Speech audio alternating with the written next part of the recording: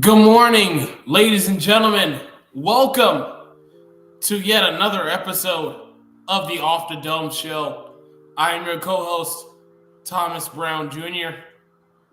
I have my lovely brother from another mother, the brother I call home, Brock Vieira, as my co-host. Brock, how you doing, my friend? How you feeling today? I'm doing good. Just happy to be back and ready to get this thing rolling. All right. So we're going to keep today's show short and sweet because, damn it, we're tired. Okay? Damn it, we're tired. I'm going to just keep it a buck with y'all. That's just how this show works. It's just how we are. Okay? We keep it real around here.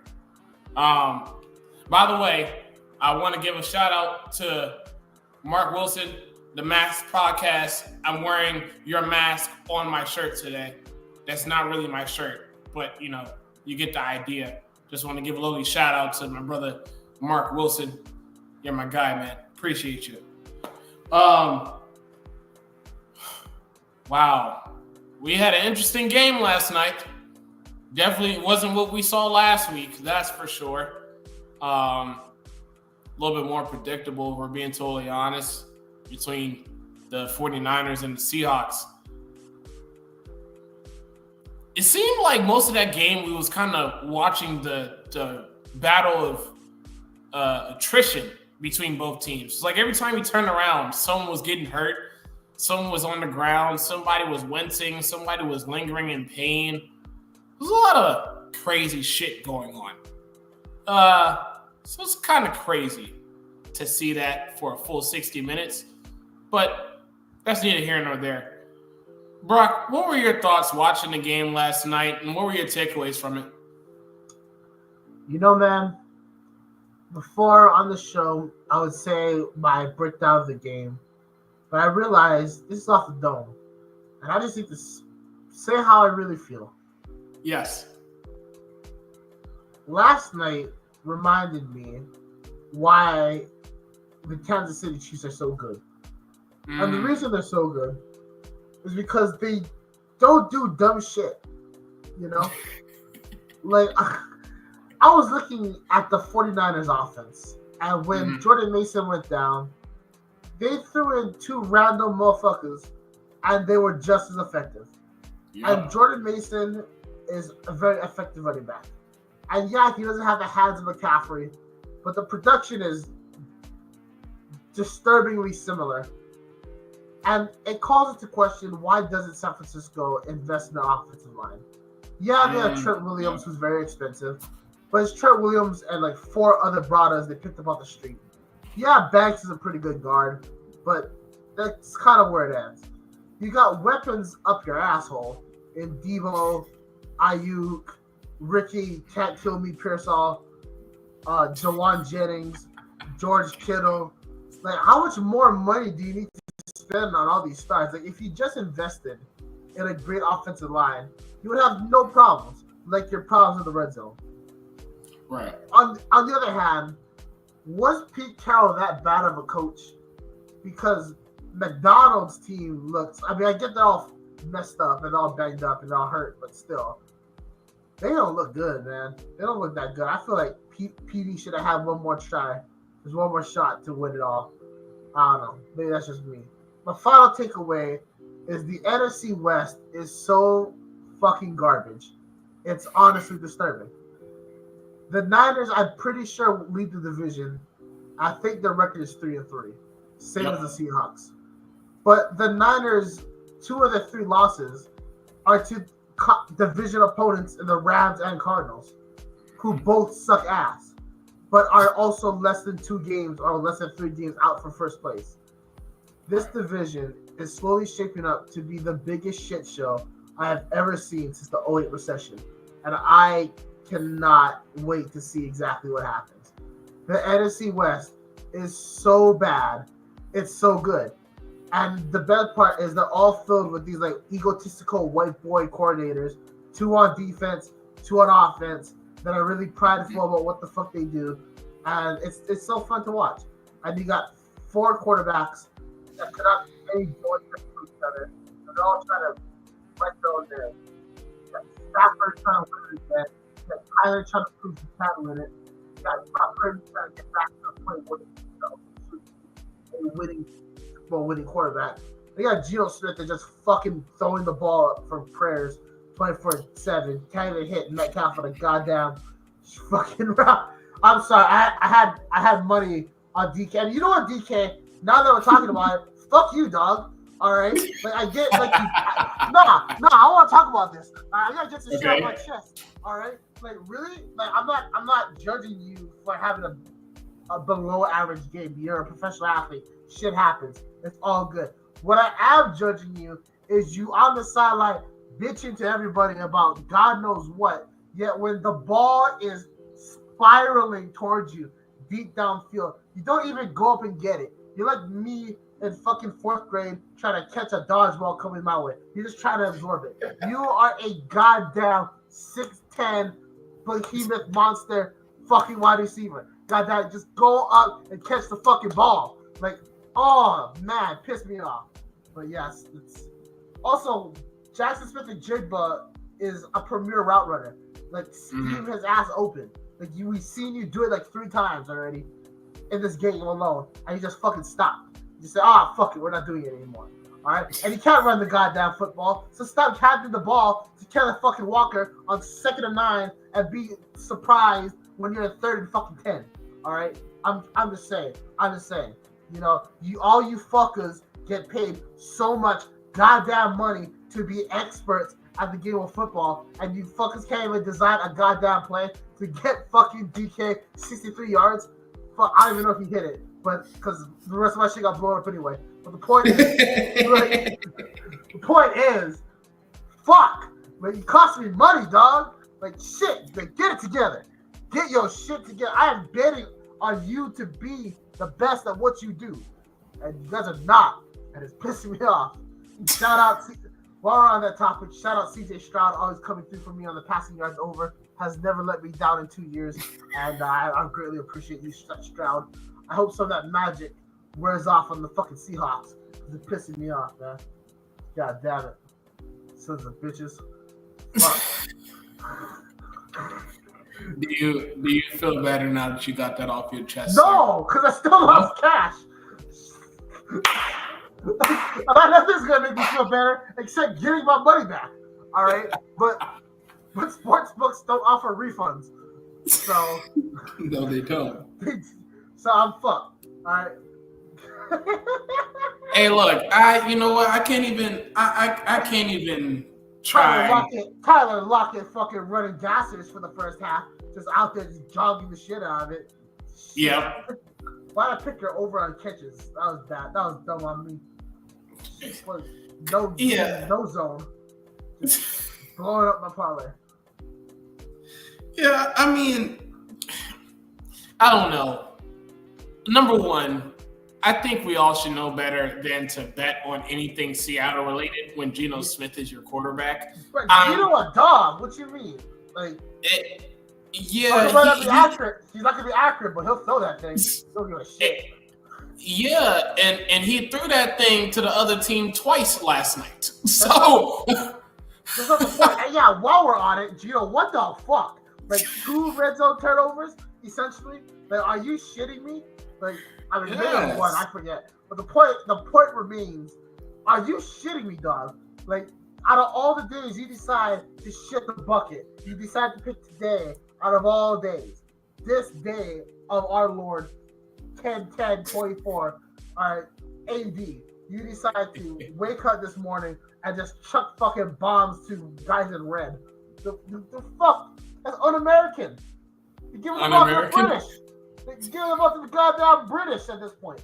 All right, the British never had a monster like Fred Warner on their side, but it's not the point. The point is, he's throwing it to the wrong goddamn team. That's pissing me off. Because I have money on him too. What did you expect, though? I expected him to be a quarterback. I expected him to throw the ball to his team. Like his guy. So, okay.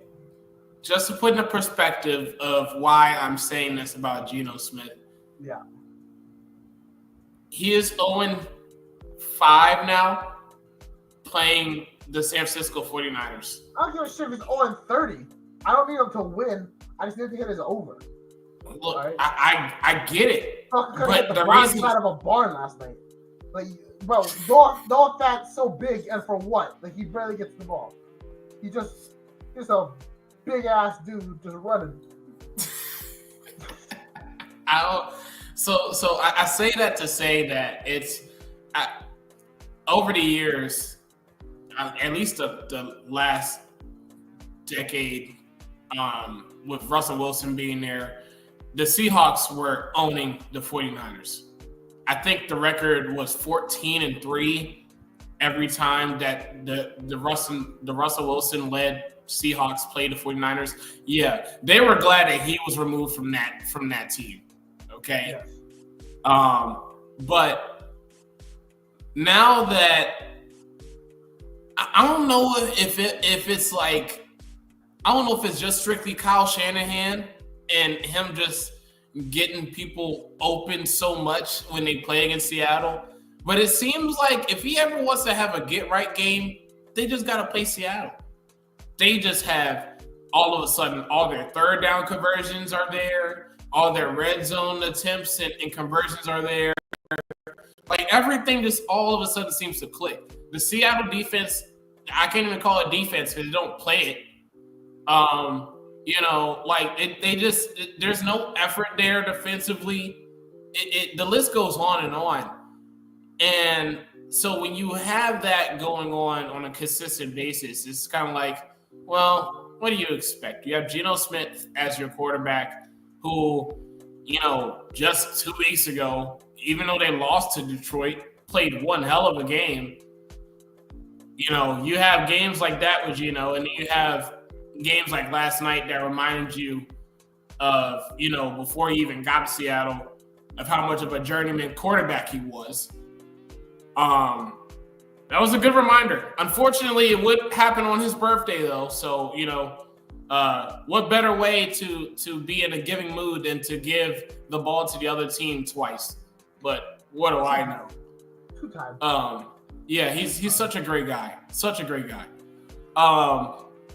The 49ers, though, they're finding a way to establish the running game. Another performance where they've had 200 yards rushing, which is kind of insane given the fact that Jordan Mason was hurt, for a good chunk of the game. I know he still got in there when he could, but he was basically not 100% the entire rest of the game. And then they just kind of plugged and played. Like, whoever you want to have back there, go ahead, run it. And it worked. So you have that. The running game was established. And let me also say this, because I don't think anybody's really giving him a lot of credit this year. But man, Brock Purdy is starting to really kill it. The conversation over the last couple of years was, he has so many weapons and, he's only as good as the roster available to him. And, it's kind of how most of these NFL rosters are by default anyways, if we're being totally honest. So, to say that that's always the case with Brock Purdy out of all people, I never understood personally. But hey, whatever. This guy, all year long so far, even with them losing these games, it is not on him. He is balling his ass off. Yep. Play in and play out. There was a few times last night where I'm watching him and I'm like, he's ad-libbing, and I'm like, okay, wait. He's gonna go to the ground. It's a sack. Because 2 years ago, he did that ad-lib type of freestyle type play at quarterback. It led to a sack because he didn't know what the fuck he was doing. Mm-hmm. Last night, he did that, and it was turning to completion somehow. And it was one of those things where it was kind of like, okay, this is taking, this is going to take some getting used to. Mm-hmm. He went 18 of 28. He had 3 touchdowns on the night. I'm sorry. For those of you who love to shit on Brock Purdy because of the players around him, this is not the year to do it. But he's himself. He really is. Seriously. I mean, Deebo Samuel had 3 receptions and 102 yards last night and a touchdown. That hasn't always been the case this year. We have Brandon Ayuk, who, 2 receptions for 37 yards. So that guy that was screaming all this money that he desired and earned and feel like he deserved hasn't really shown it yet for most of this season. And for Brock Purdy, it still doesn't fucking matter. George Kittle still got in the end zone twice. He was a part of the run game too, scrambling for first downs also. It's one of those things where you just kind of be like, wow, maybe we should just kind of leave this guy alone when it comes to having to troll him. Now, obviously, if he has multiple weeks where he starts to show his funk, that's a little bit different. But shit, I haven't seen it yet this year. I haven't seen it yet. If anything, Kyle Shanahan has been a guy that's kind of shown that he's a little bit off his skis a little bit this year as far as his play calling. Because, everybody loves to talk about, they don't have Christian McCaffrey. That's why they're struggling in the red zone. I'm like, whoa. So the same roster that has Deebo Samuel, who's probably the best gadget guy in NFL history, George Kittle as one of the top tight ends in the NFL, Jordan Mason, who, I know he's not Christian McCaffrey level, but he's sure enough playing like he's leading the league in rushing. Oh, wait, he is. Jawan Jennings, who's a big time target on third down. The list goes on and on. There's no excuse for you not putting points on the board with that offense. So, instead of me looking at Brock this year and him missing throws or whatever the case may be, I'm looking at Kyle Shanahan like, yo, what's the deal? What does it take? What do you need? You need Thanos to play quarterback for you to get shit right? Like, come on. So to see Brock Purdy be able to play as well as he did last night really, really showed how much he's grown as a passer and just as a distributor of the football for the 49ers. That was impressive. That was impressive. And he's been doing it all year. They just don't talk about it as much, and rightfully so, because the 49ers don't know what it's like to keep a lead in the second half. Which, the way last night was going, I was like, wait a second. Am I seeing deja vu again? When they took that kickoff return to the house, I got concerned. Yeah. I was like, okay, what is this? This is not right here. But obviously we knew that it wasn't in doubt, obviously, because it's still the Seattle Seahawks. A team who I don't understand why they just kept running the ball so much. It wasn't going anywhere. You don't have the offensive line to push nobody, especially the 49ers front seven. It wasn't going to work, and they still kept trying it. I never understood that, but, hey, what do I know? What do I know? So, yeah, great showcase by Brock Purdy. Seahawks, boy, I'm not gonna say punt the season, because if there's a way where you can find some magic similar to how y'all did 2 years ago, and y'all could catch fire, end up in the playoffs, great. But the way DK Metcalf is looking and playing, the way that the defense is playing, it does not look good. It does not look good at all. So that'll be something to keep an eye out for going forward in the season. So Robert Salah, former head coach of the New York Jets, was fired earlier this week. And I spoke about it on the Rankings Roundtable show, my very immense thoughts on the matter. And I'll get into that in a little bit. But Brock, what was your thoughts when you were watching when you heard the news that he was getting fired? And what'd you think about it? First thing I thought was, damn, don't ever cross Aaron Rodgers, or holy shit, look what happened to you. Yeah. You know, that was my initial thought, but now that I have time to reflect on it, do I believe it was the right move? Yes. Do I believe Robert Salah is a good coach in the NFL? Absolutely. Do I think that he has the potential to be a great head coach somewhere else? Maybe an organization that's a little bit, put together? Absolutely. Do I believe that there was any way Salah would have worked out with Aaron Rodgers in New York? No. They've butted heads too many times, and we've seen it time and time again. I don't need to go into it. But there's just too much friction there.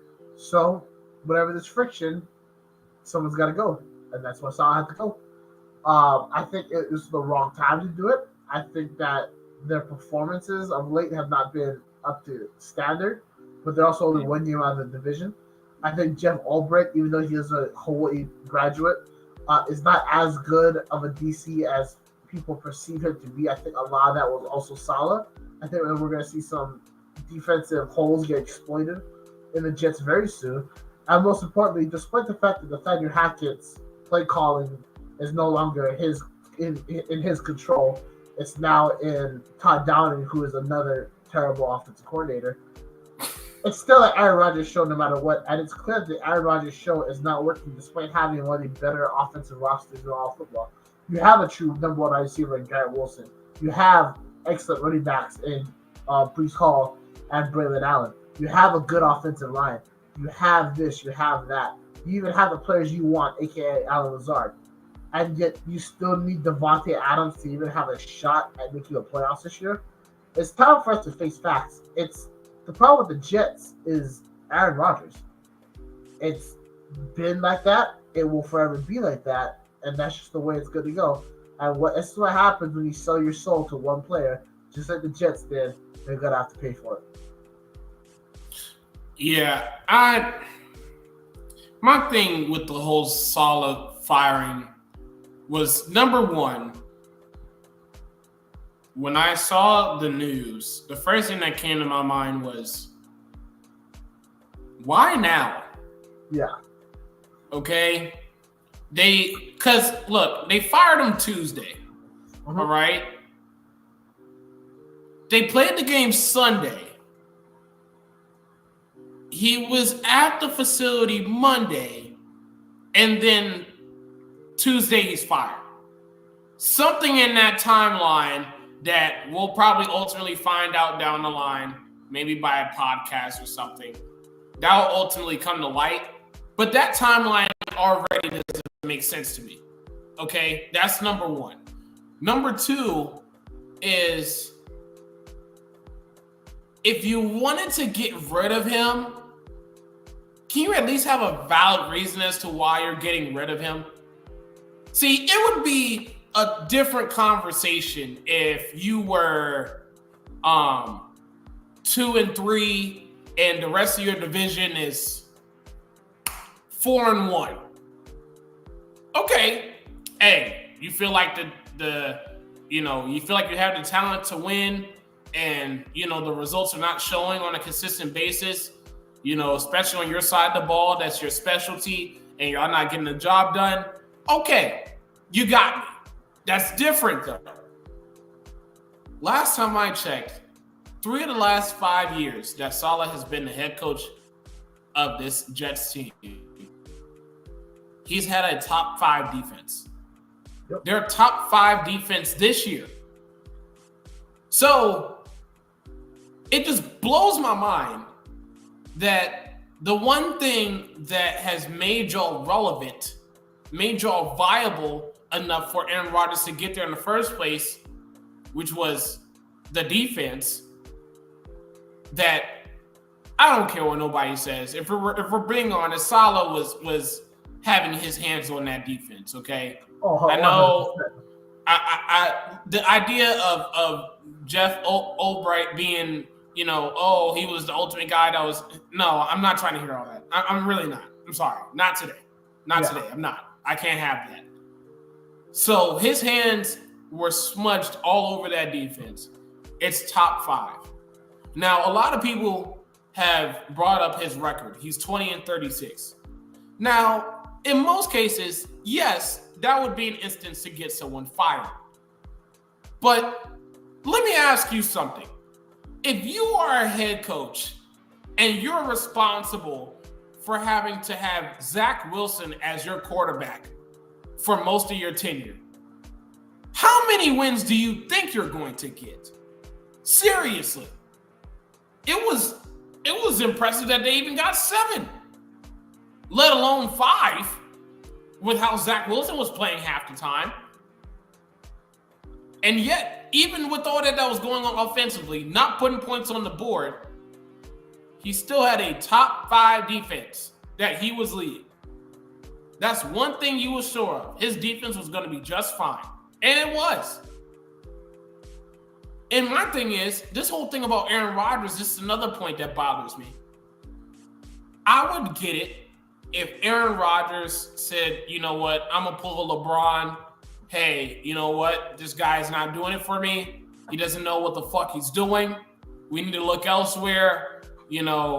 He's saying one thing to us. Next thing you know, he hops on the media, hops in front of the media and says something totally different. Throws everybody off. Everybody's confused. There's no, clear-cut vision on what the team will ultimately look like. And he's playing well. That's different. Aaron Rodgers has a QBR of 87 so far this season. Jesus ladies and gentlemen. Christ. Good Lord. That's terrible. So you're not even playing well on your side of the ball. And I just find it, I find it funny that he gets to go. He gets fired. And they decide to keep Hackett. But I just find it very convenient that they still found a way to delegate the play calling from Nathaniel Hackett to Todd Downing, who, by the way, is probably equally, if not worse, of an offensive coordinator than Nathaniel Hackett. And I'm pretty sure that was out of strict pettiness, because they could have made that move a long time ago. They could have got somebody off the street, for all I know. Hey, Ken Dorsey was out there. Say what you want about him and how he did in Buffalo, but they were putting some points on the board, and there was a lot of creative play calls in Buffalo when he was there. You could have called him up, but no. You pettingly decided to delegate the play calling from Nathaniel Hackett and give it to Todd Downing. So, on top of all those things, I'm even more pissed off because the Jets, believe it or not, even with their record, they could win Monday night and be number 1 in the AFC East. Bizarre, I know. So the idea of him being let go because of them not meeting expectation blows my mind. Then I have people saying that, they were thinking about letting him go last year. Why? For what? Zach Wilson was my quarterback. Again, what else was I supposed to do? I can't play quarterback for him. Shit, I can't block for him either, because I ain't going to let the offensive line be slick either. There was some shit last year as well. Okay? But I had Zach Wilson at quarterback. What else do you want me to fucking do? Seriously. Yeah. Okay? I got us to 7 wins with arguably one of the worst starting quarterbacks at quarterback in Zach Wilson. In the entire league. Maybe in the history of the NFL. 7 wins. But because of the amount of talent that you have on the roster and the expectation that you have set up for the team, you know, we feel like it was just due to get rid of him in week 5, going on week 6. So all of that just completely pisses me off. Yeah. It just does. Because nothing adds up. It just doesn't. I would get it if he didn't have his side of the ball that was struggling throughout the year. I would get it if he was just completely fucking it up in front of the media. When honestly, if we're being honest, if you listen to what he was saying half the time, he was just being completely honest about his thoughts about Aaron Rodgers in the offseason, about him not being there, which is probably one of the reasons why the offense can't gel well and no one knows how to properly operate in an Aaron Rodgers-led offense because he wasn't there in the offseason. All the shit that he was saying, people can say all day long that he was supposed to keep to himself. And, you know, in a typical professional setting, you can obviously say that. But when you have a shit show like the Jets as your organization, oh no, I'm not going to let that shit fly. No, especially when you're bending over backwards, getting on your hands and knees, sitting up there, having your mouth wide open for Aaron Rodgers, day in and day out, just because he was once one of the best quarterbacks in the NFL. Yes. Was and once. Those are the key terms. I don't know. I don't get it. It's like literally they don't know how to function without having Aaron Rodgers knocked down their throat. Figuratively and probably literally behind closed doors. Who knows? I don't even want to go there, but maybe at this point. Who knows? So it's one of those things where it just baffles me, and it's going to even piss me off even more when, you know, this ends up being a stain on Salah's, you know, profile, if you will, because there's going to be other teams that's going to look at trying to give him another shot, and then they're going to be like, well, you know, I don't think you do a pretty good job of handling star players well, so maybe we'll look at someone else instead of you. Mm-hmm. And I'm like, none of this shit was his fault. Am I off on that, Brock? You are not off of that at all. You are actually completely on it, if I'm being honest. I mean, I don't know. Like, I'm just watching the whole organization literally, like, get on their hands and knees for a guy who's not even playing well. If you're going to do it, at least do it for a guy that's playing well, okay? Yeah. Like, make it worthwhile, all right? Like seriously, make it worthwhile. So the fact that all this is coming about, and then we're still having conversations about Davante Adams wanting to, you know, be traded there. The fact that there's even still a conversation about Davante Adams being wanting to be traded there, or that being an option. If I'm Davante Adams, why the fuck would I even consider them an option anymore? Seriously. And literally, the Jets aren't an option. The Saints aren't an option. Why don't you just go to a winning team? Like, I don't know, Baltimore. Or if you want to spice it up, go to a team like Detroit. Have that be a blockbuster move since they're ready to win now themselves. Yeah. It's an option. I'm just saying. But this familiarity stuff, it's not going anywhere. No. It's not. It's not. It's not. So you know, I just think, you know, Robert Salah, man, easily the biggest scapegoat to date so far this year. I hope that he gets another opportunity because this whole Jets situation was not on him. It just never was.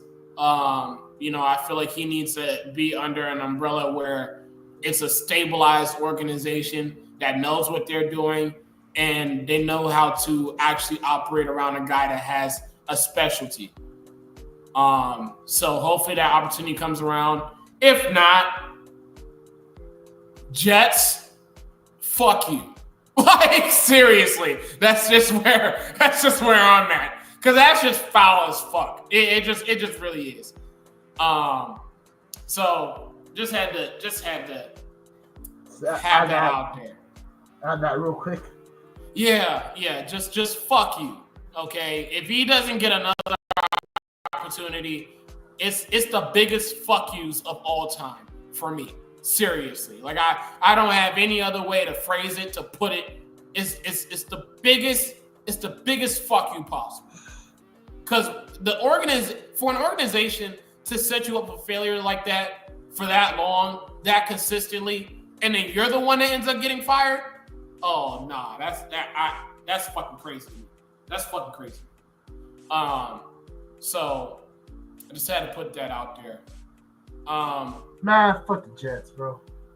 See. It sounds better to say it, don't it? Fuck Woody Johnson. Fuck Woody Allen. All right. Fuck Woody from Toy Story. All right. Fuck anybody named Woody. Fuck anybody named Woody. Yeah. Hey, no, he's Ambassador Johnson these days. Well, he is an embarrassment to all of football. And honestly, I'm not trying to be a dick, but who cares? Like, you're the ambassador to fucking England. Not a lot of real diplomatic tension going on between those two countries. It's ain't 1776 now. Like, come on now. Right. Don't fucking pull that shit with me. Oh man. Interesting stat though. I did see this. Sam Darnold is the guy that handed Robert Salah's first game by beating him in his first game as a head coach, and also beating him in his last game as a head coach.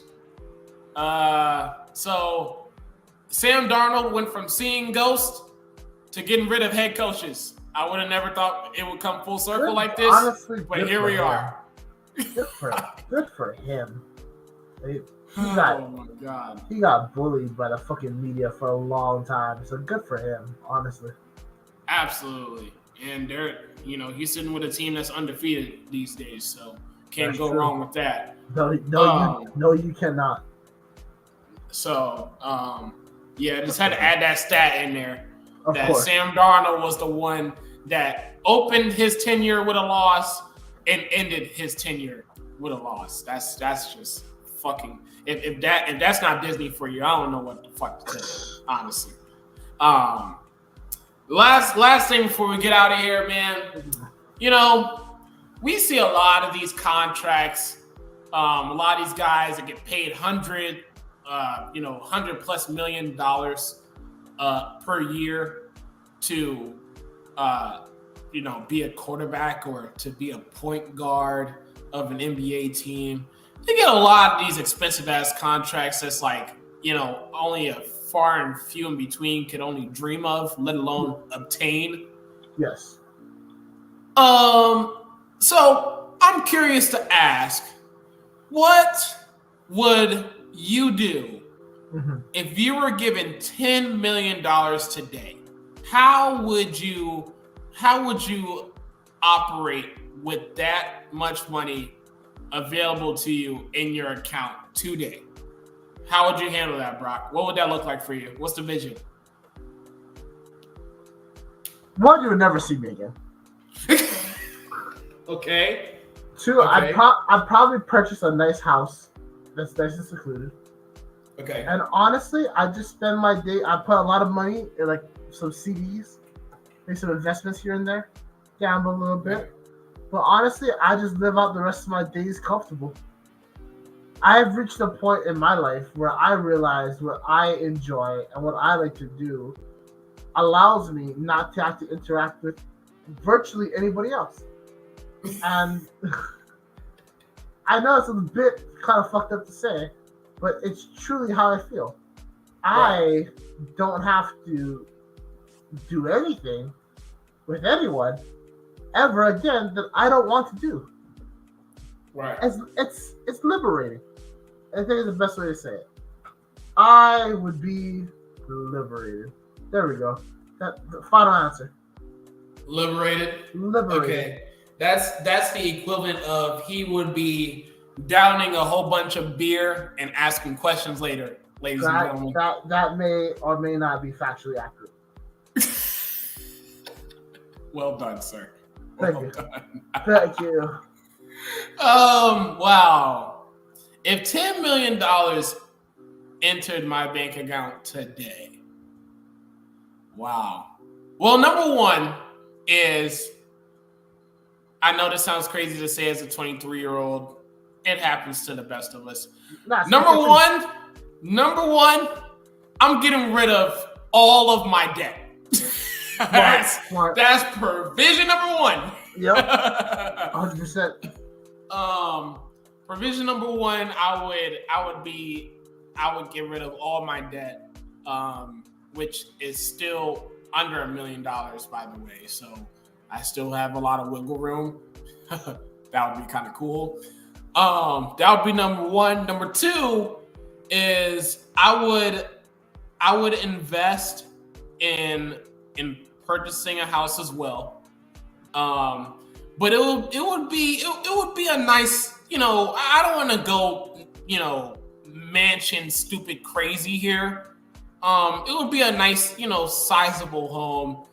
Probably buy it for, under $1 million, to be honest with you. Especially given how the housing market is these days, you just never know, especially when you find something that has a lot of square feet and a lot of what you want in there. It ends up adding up to $1 million. But for me, I want to try to purchase that thing and have that be in my name all the way through. And that'll probably be under $1 million, to be honest with you.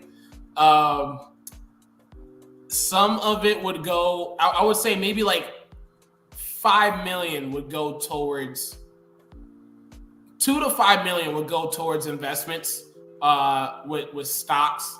Now that I'm starting to understand the power of money and how it can work for you and not so much against you, when you get in a position such as, this hypothetical, if you can maximize that and actually have a return on that, there's no greater feeling.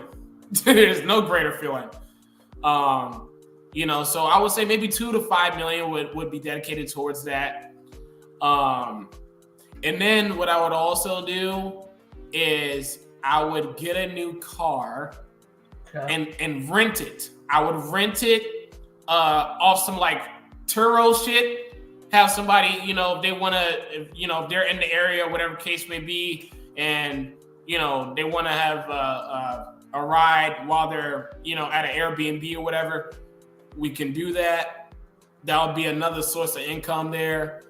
Let me see what else. Oh, I would also invest in a penthouse where I would be having to get my ROI, which is a return on investment, in case the kids are listening here. I would have that taken care of as well, so that way, and I'm not going to be egregious, because I don't know. I don't know about you, but for those who don't really have it like that, the idea of having to pay someone, I don't know, almost $2,000+ in rent, not thinking about anything else, a little bit unrealistic, especially with the average salary across the U.S. So, so I would have a reasonable price range, to where, hey, as soon as someone sees it, they want to buy it, they want to have a stake in it. That would be another source of income that would be coming in for me. And by then I still have $1 million left, which I I swear, I'm not even joking. 10 million for like 45% of America would like change their life forever. I promise you it would. It would change mine. It would change like my whole lineage for real. Yeah. Like no, it just would. You know, and the trajectory of our family names would be, it was different stratosphere. Seriously, just off of 10 mil. So I brought this hypothetical up because, you know, sports, and if I'm wrong on this, Brock, let me know. But I feel like sports is the most pocket watching allowed out of any walk of life. Like, we're not allowed to pocket watch anybody outside of sports. Whenever there's a new deal or there is a leak of how much money is involved, like we're like, oh, this guy's getting paid $130 million per year. This guy's getting paid $212 million per year. Like I'm like, damn, what if we pulled up how much you're making per year and we talked about it on Large Display? You wouldn't like it, would you? Like sports is, I kid you not, sports is the most wide open pocket watching stream of entertainment I've ever seen. Ever. And it's mainly basketball and football. And baseball, by the way. Now, baseball don't get talked about as much because I don't know why. I feel like there's just baseball teams that just have vaults of money just sitting there waiting to pay somebody. I don't know what it is, but literally, every time you turn around, someone has a $500 million contract. Like, oh, I don't know, Shohei Ohtani. Yeah. Like, you know, so it's like this is sports is the most pocket watching ass stream of entertainment ever.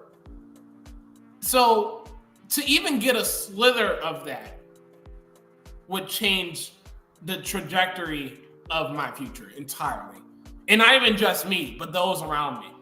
Yeah. Like I'm pretty sure my parents would ultimately, I would retire them if they haven't already. That would be on my sites as well.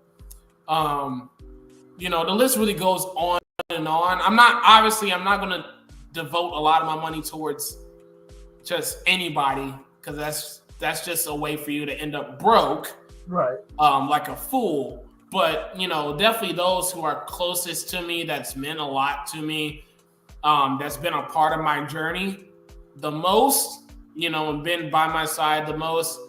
If I can and I'm able to, and with $10 million, I definitely have that ability to do so, they will be covered.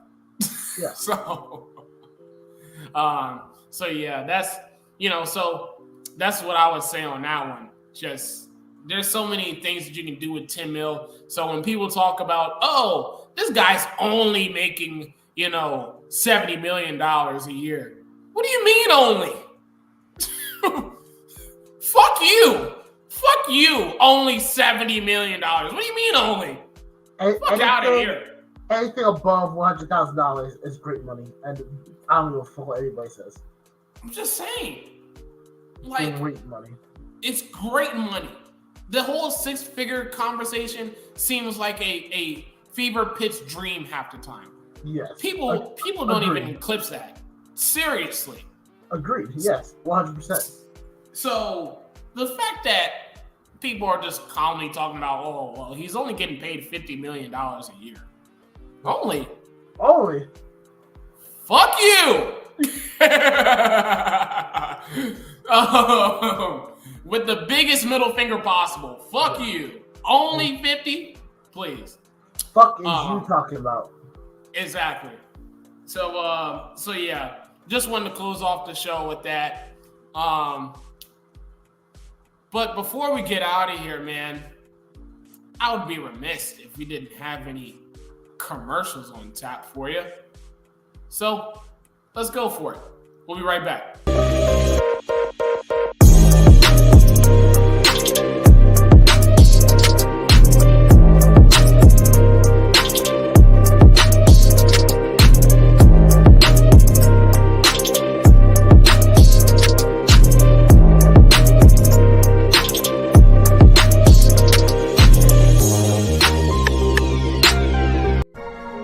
2006, we founded Yeti Coolers with a simple mission: build a cooler we use every day if it existed.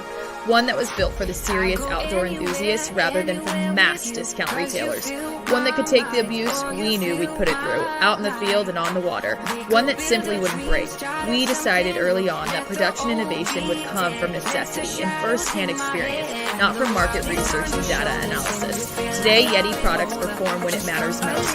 Whether that be an excursion into the remote Alaskan wilderness, chasing redfish on the Gold Coast, or just getting together with friends in the backyard, we make gear that helps you stay out longer, travel farther, and live harder. # built for the wild. All right, this has been the conclusion of the Off the Dome show. Yes, sir. An Off the Dome show that is yet again presented by our partners in NFL Shop. You want to get the best merch possible. You want to support your team in the greatest way possible. Visit NFLshop.com today. Okay? You will not be disappointed. I guarantee you that.